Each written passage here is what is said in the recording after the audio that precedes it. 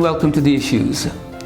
In these programs, we take on topical questions from our politicians, local politicians, who come to us in our studio, and sometimes we record them remotely, like we are doing today. Because of the coronavirus, our guests have to be placed in other locations around the country. However, that will not take away the interaction between us, and I'm sure the questions that we are going to pose will be equally as challenging to these politicians as they would be if they were in the studio. So my guest today is a very colourful, young and enthusiastic politician. He's had a career as he's an elected councillor. He's also had been elected as a Member of Parliament from 2017 to 2019. His name is Wajid Khan, and he is the councillor for Burnley.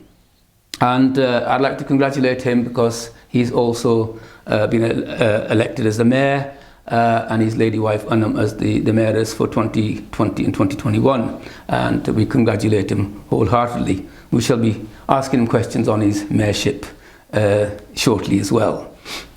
But let me welcome Wajid. Wajid, please welcome to the show. And could you tell us a bit about yourself, your background, and what is Wajid? Who is Wajid? Well, first of all, thank you very much, Harry. Great to be back in touch with you again and your wonderful programme.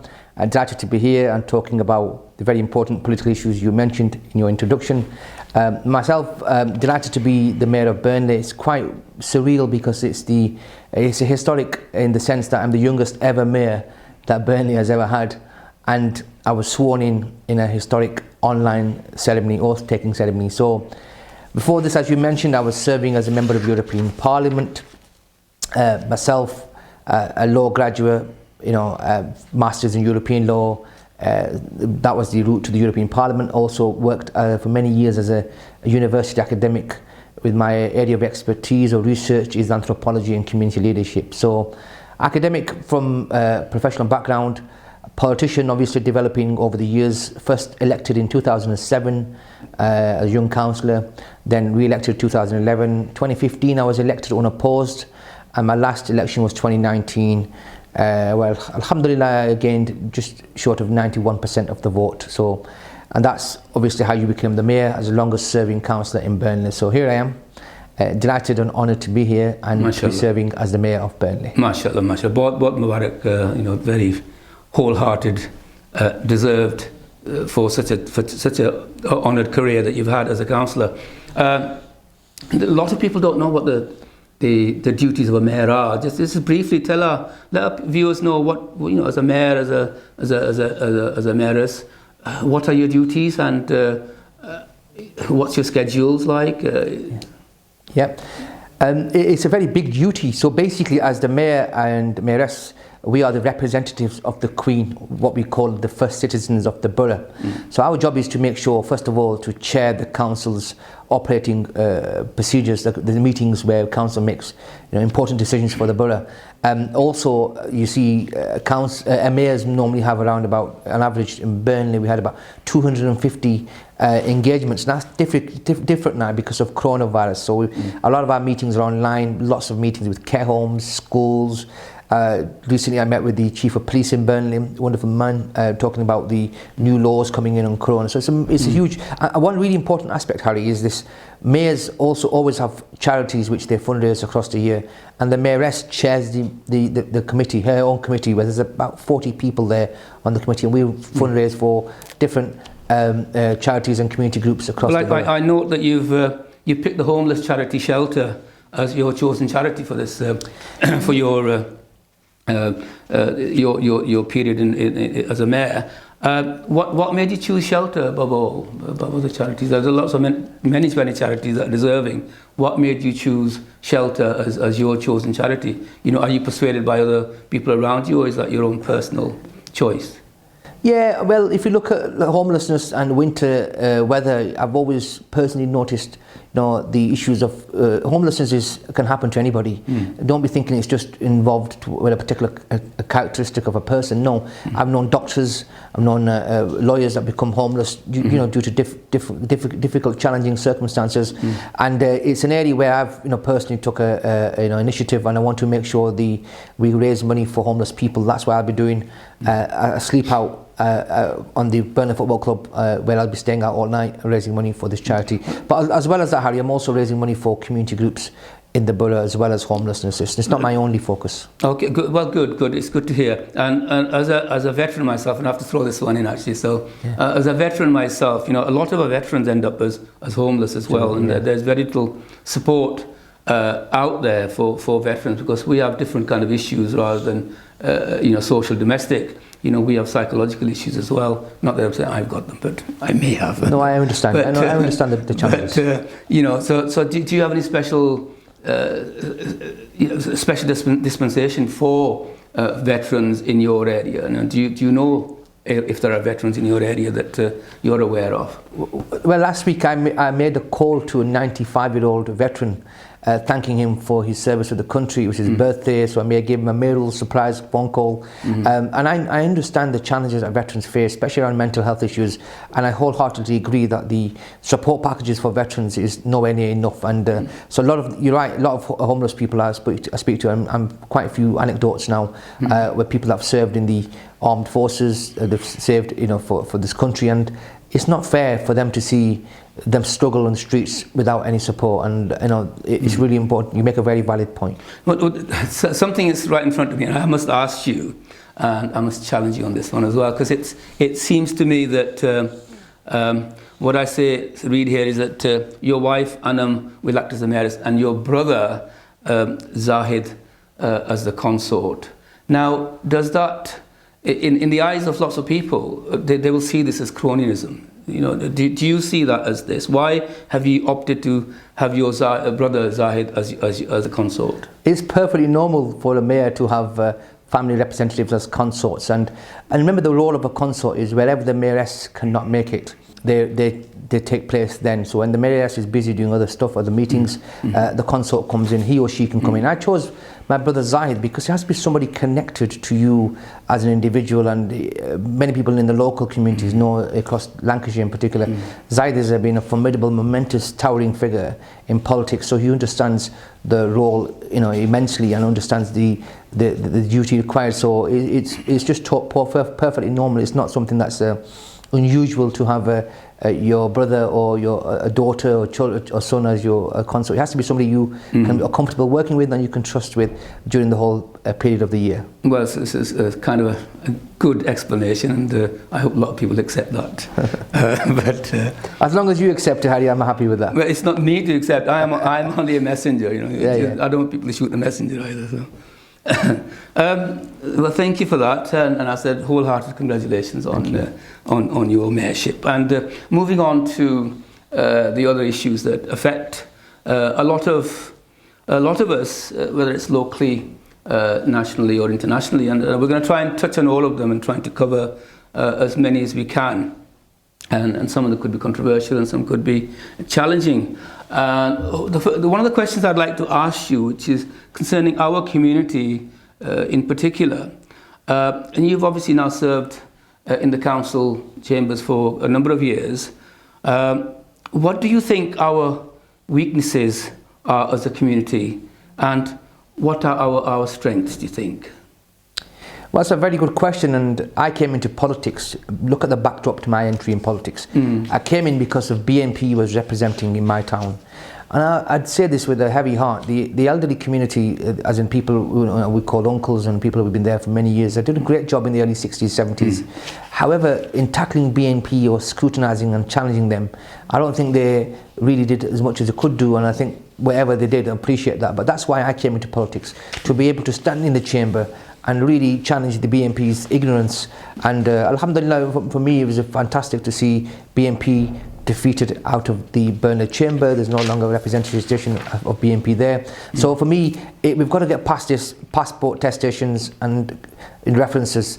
Politics is more taking a strategic role, looking at regeneration for the borough, developing skills for the community, and moving forward in a positive way in restructuring our local economy. And I think for many, there's a lot of criticism that we just think councils is about getting the badge, walking around, eating dawats, going around. Well, with all due respect, a lot of our people do think that, and they strive. They seem to get elected just for that purpose. That's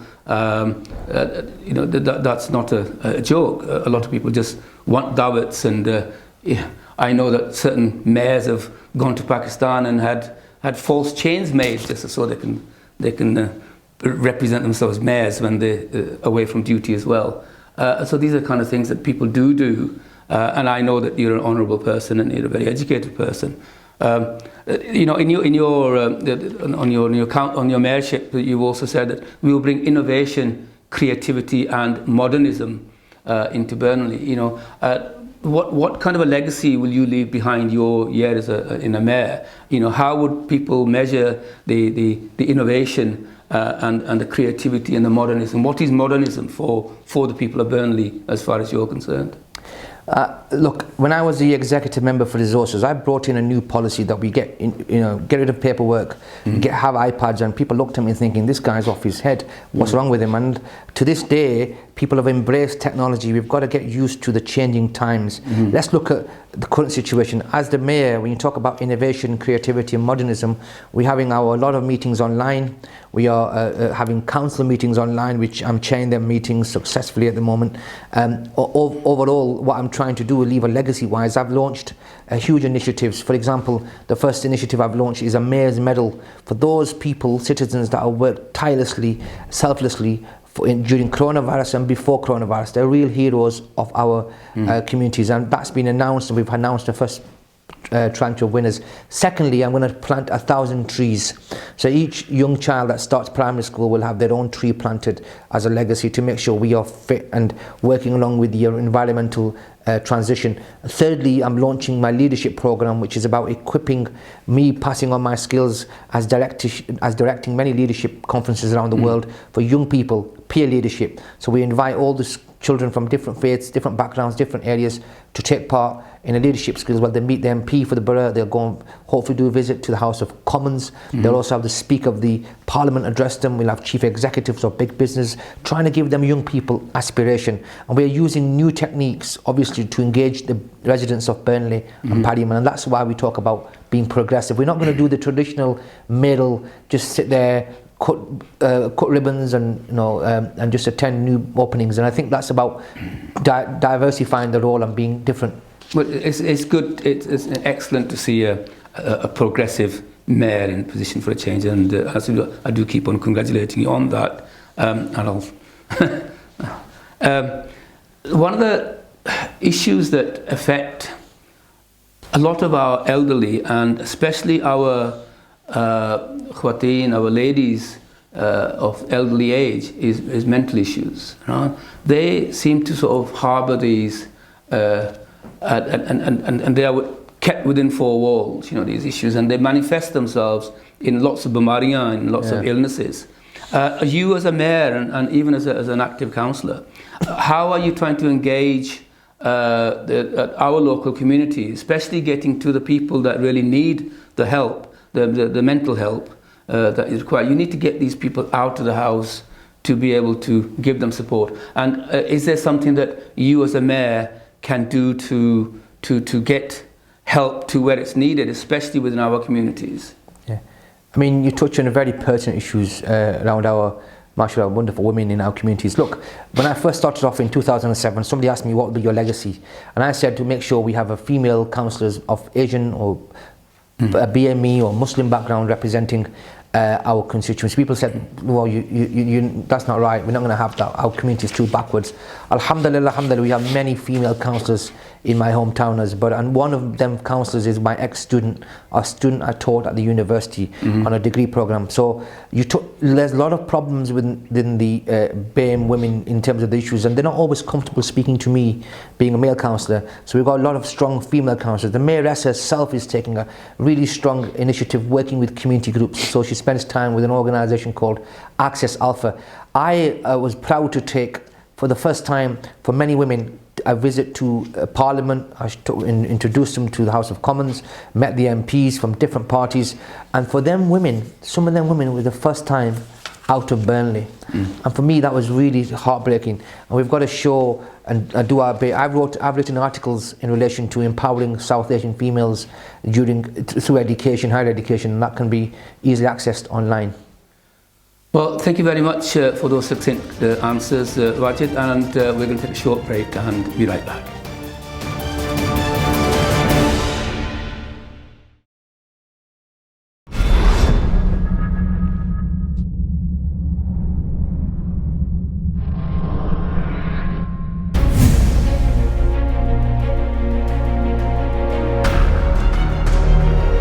इंसानी तारीख एक घना जंगल है। इसमें फूल भी हैं और कांटे भी। इसमें खैर के लंबरदार भी हैं और शर के परस्तार भी। सदियों पर मुहित तारीख के उफ़क़ पर कई सितारे तुलू हुए और गुरूब हुए।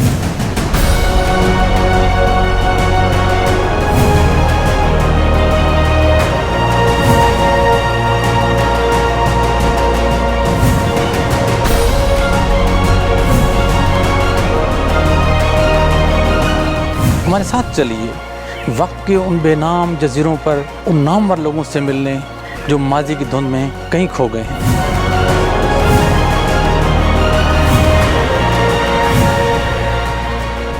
माजी की ज़मीन कैसे कैसे आसमान खा गई, ये जानने के लिए देखिए एक ख़ास program Hayat now with doctor Basit.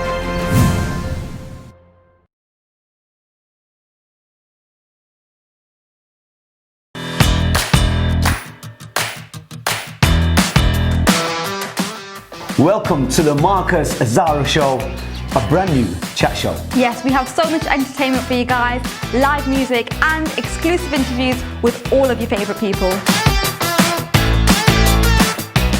And these artists are going to be from all over the place. The artists are... Zara? The artists? You was meant to book the artists? You mean you've not booked the artists? No, that was Zara. your responsibility. I wasn't. Anyways guys, just make sure you tune in. Just don't tune out. Zara. Marcus, this was your You were supposed to book them. Why did you book them? Do you know, I'm so fed up with working with you. What is that supposed to...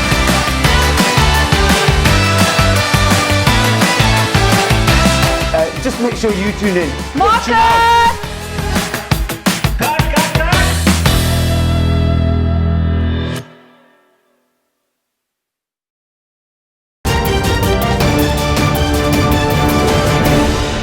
Welcome back to The Issues. We are here with our local councillor from Burnley, Wajid Khan, who is our special guest today, and I welcome him back again.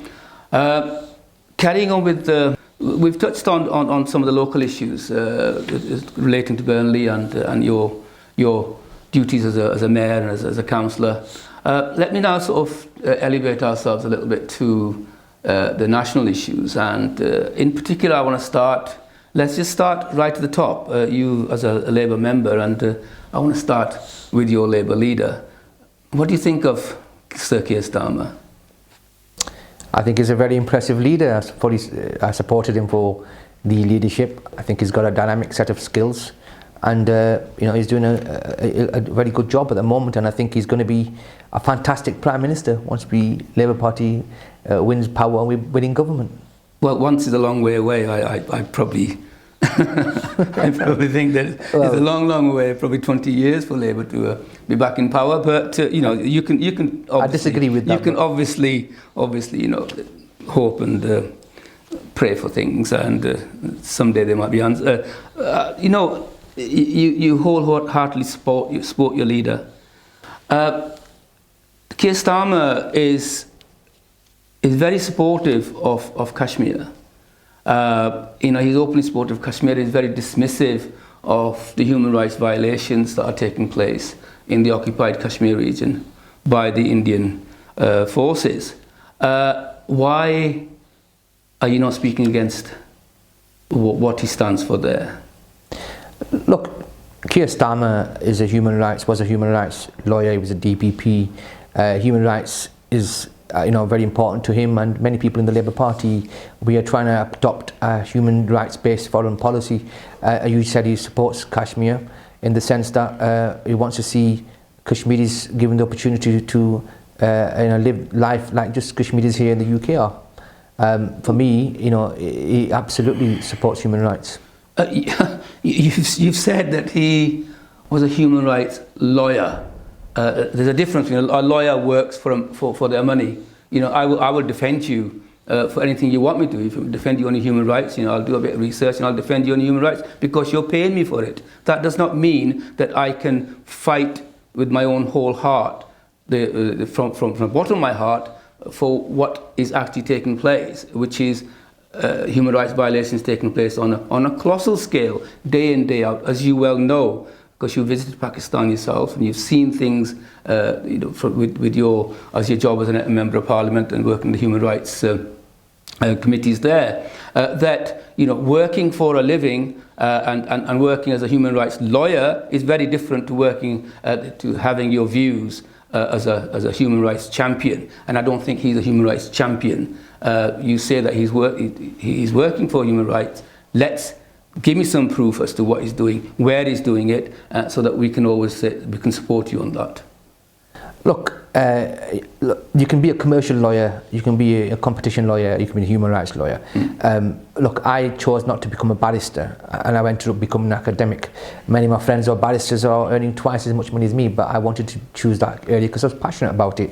My point being is that human rights is an area which is passionate about. Why would you do a job if you're not passionate about? He's done a lot of work pro bono in the past as well, and that's because he's got a vision for making sure everyone's got their rights. Let me be clear, I've been to Muzaffarabad, I've been on the border, I've seen Kashmiris give their blood.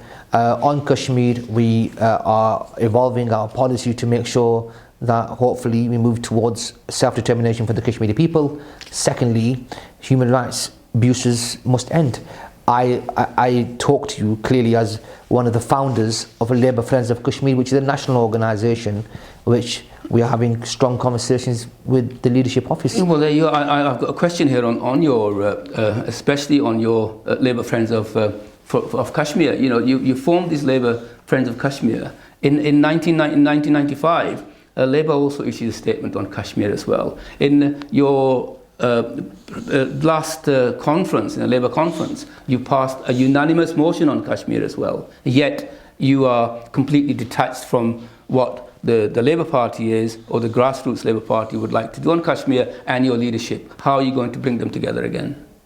That's why we've got Labour Friends of Kashmir, because we want a uniform policy which is consistent and not moved and chopped and changed. We want a strong policy which is there for years to come. And I think my only conversations we're having as an organisation, we're chaired by Andrew Gwynn MP, who's visited Kashmir with myself, a fantastic ambassador for Kashmir, peace and prosperity for the future.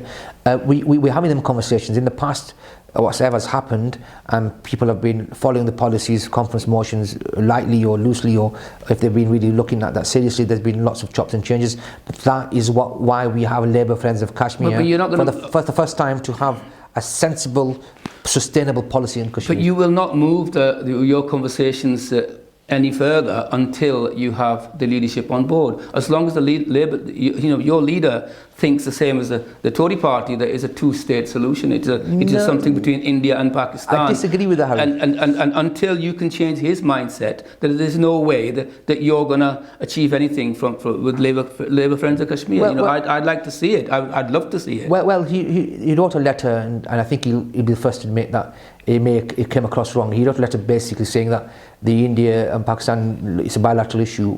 However, it was very lazy wording, and he acknowledges that, and that's why we've had these conversations with the Muslim Council of Britain. I've had the conversations, I've had the conversations. But has he rewritten those? Yes, he's moved towards basically saying, look, human rights issues isn't a bilateral issue, it's an international issue. Wherever international law is contravened, it's broken, unlike the Tories, we respect the international law and make sure we should be working towards international law. And I think it is a massive... I mean, you broke the law in the Iraq war, so that was the Labour government. Yeah, well, unfortunately, it was a decision that I totally voted against. Wasn't part of the party. I left the party. You're talking about breaking the Tory party breaking. Well, I'm just talking about recent Brexit discussions at the moment in relation to international committees over Northern Ireland. I think as we speak, there's a lot of discussion. A lot of sensible Tories are saying this is not the right way to do. It's not good reputation if you start breaking international treaties. Well, there is a precedence for doing things like that. I'm sure, when there is a government, they have to decide on a wider issue than in opposition. I'm sure they can, find a different angle to it. But if Labour won, I'm sure that they'd probably be thinking the same sort of thing. However, sticking with your friends of Kashmir and when it comes to voting, asking for votes and things like that, you're out there. If tomorrow there was an election, you'd be out there in a manifesto saying that we are supporters of Kashmir and we want your vote. And once the vote is over, that's the end of the Kashmir issues as far as Labour Party is concerned. And I think you have to be consistent. There are so many Labour supporters in the Kashmir community, and I think, as you know very well, there's a huge Kashmiri concentrations in various areas of the UK, and you seem to sort of be. It just seems to be those handful of people. Elected members that you seem to bring out every time there is a conference on Kashmir or a gathering on Kashmir. Why can't you reach out to a further? We've got 70 odd members of Parliament in the Northwest.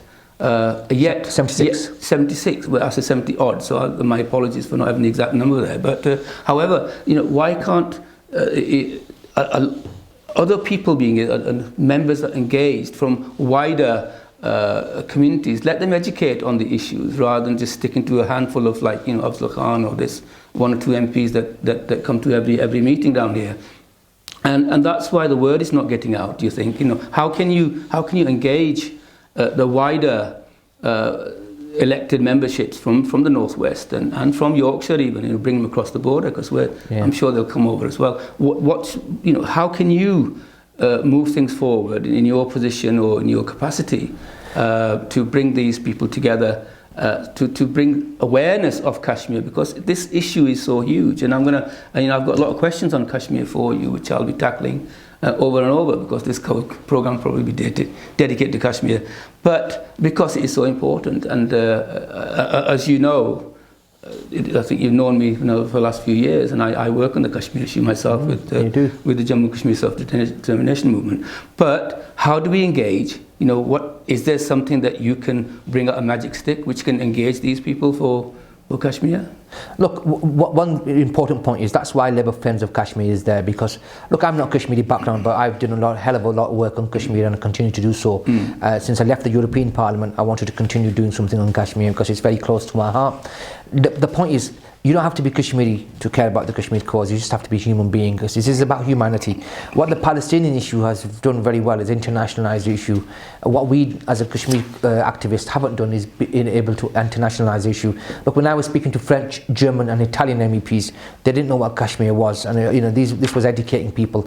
The point being, in the past, a lot of Kashmiri organisations have meant well, done well, but they never ever have had a professional progressive context to it. This is the first time we're seeing within the party ever, and this is a cross-party issue, so there's a lot of sensible Conservative MPs doing a lot of work on this. I acknowledge that this is about humanity, so it crosses all political boundaries, political thought.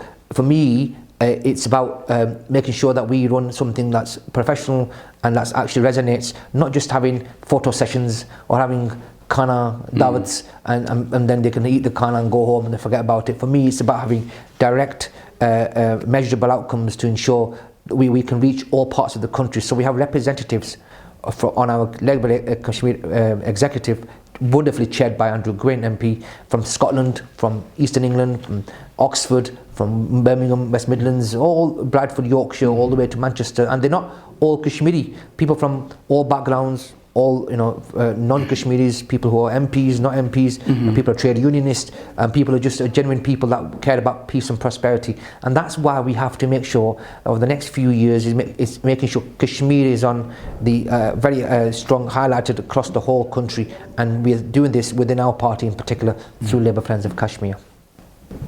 Thank you. Well, I do.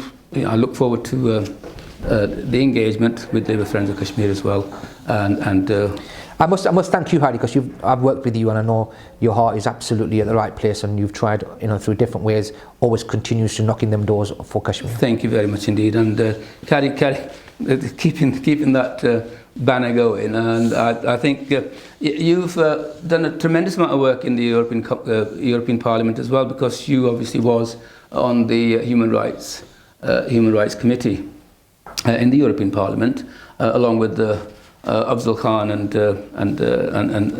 Sajid Karim as well. Now that you are, there are no members of European Parliament, and yet the human rights issues are still there, and especially in Palestine and in Kashmir and other parts of the world as well. This is an unfinished work. That you've now gone from those places. You are no longer represented in those corridors, and yet how will you try and influence the human rights activities that were being carried out and you were part of? Can you still engage with them? Yeah, it's a very important question. Life after Brexit, it's not rocket science that the British MEPs were the most vocal on the Kashmiri issue, the Kashmir cause, different parties, and I was a Labour Party spokesman on human rights. I sat in the Human Rights Committee. I was a very integral part of the Socialists and Democrats makeup, and in 2019 February we secured a historic hearing, first time for a decade, on the human rights situation in Kashmir. I worked with the United Nations representatives and authors of the report June 2018 and July 2019. So I've had some fantastic relationships, and I continue to have them relationships. So post Brexit, I have a very strong friendship with the Vice President of the European Parliament. I make no secret of that. He's like a brother to me. I've worked very closely with him. He is the human rights lead for the European Parliament, as he represents as a Vice President human rights. So I continue to have them conversations with like-minded people from different political perspectives and persuasions on Kashmir. The point where the frustration comes, Harry, and I get that, is that the work has been done in raising awareness and shouting out about it every arena, every format. But however, the United Nations, they are the people, the international community, that have really kind of letting Kashmir down. They need to do the job. They need to follow up on the resolutions.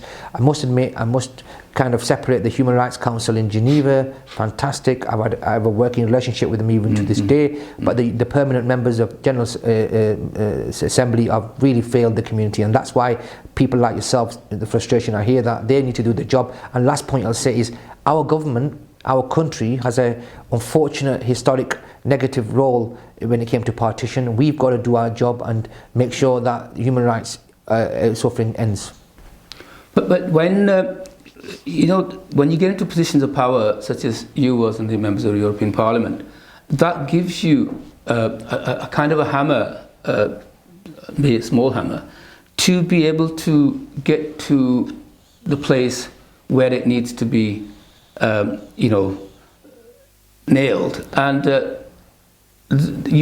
why couldn't you go to? You do something. You know what the problem is. The problem is United Nations. They're not following through on their resolutions. So when somebody reneges on their promises, you should, as an elected member, you should have the power to be able to say, well, you've reneged on this. Let me, put pressure on these people to revisit until you get results. And that's why you are elected by the people to be able to do the work for them. And so, Why are we not getting to the heart of the problem, which is United Nations? Who is able to get to there? So look, my critics said to me, you spent too much time working in Kashmir.